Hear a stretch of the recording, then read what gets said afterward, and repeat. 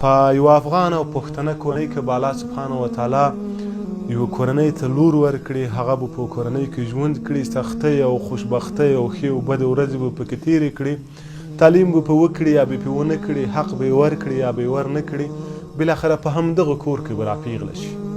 د کور خدمت به یې کړی وي، د مور و پلار خدمت به یې کړی وي، چې کله راپیغله شي په دې ځای کې به بدبختي شروع شي.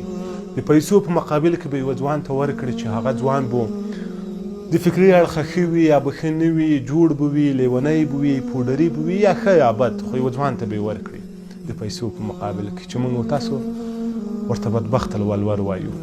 همدغه ولور په مقابل کې که یوه ښه ځوان ته ورکړي، مجبور دی ولور راپوره کړي.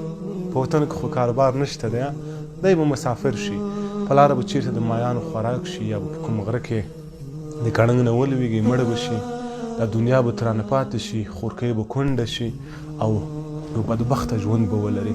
یا که یو بل پردي وطن ته رسي نو دی مجبوره دی د ایران په مزدوریو به دی پیسې ګټي، په داسې حال کې چې تومن به هم ښه راښکته شوی وي، تر څو خپله نکاح شوې مېرمنې ځان ته راناوي کړي او ورسره یو ژوند ولري. خو ولور به وګټي یا به یې ونه ګټي، په کلونه کلونه به ناستې وي. کله چې ولور وګټلو راه یې وړله د پلار کور ته، په ورځ کې به 100 وارې پیغور ورکول کېږي او ورته ویل کېږي به چې ته خو یې په موږ خرڅه کړی یې، ته خو یې د پیسو په مقابل کې موږ ته راکړی یې. یعنې ته خدای د همغه لورکۍ په مقابل کې د دومره بد لورېږي، زړه دې نه پرې بدېږي، بالاخره د زړه ټوټه دې ده، اولاد څومره ګران وي، څنګه دې زړه پې کېږي چې ژوند دې تباه او برباد کړي. زما وروره، زما پلاره، زما مورجانې، هیله کوم په خپلو خوندو مو او په خپلو اولادونو مو د سختۍ مه ګالئ.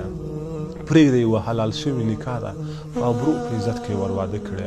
خدای نخواسته سبا به تاسو ته پیغور جوړ وي، درنه تښې به وي، تللی به وي، اولاد به هم تباه او برباد وي.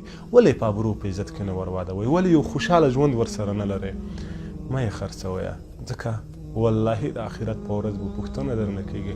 څه ځواب به الله سبحانه وتعالی ته ورکوئ چې ما مې په خپل لاس د خپل زوی او لور ژوند تباه او برباد کړو؟ مه یې برباد کوئ، پرېږدئ چې آرام او سوکاله ژوند وکړي. نورو بدبختۍ خو کمې دي چې دا بدبختۍ هم وګالي. السلام علیکم.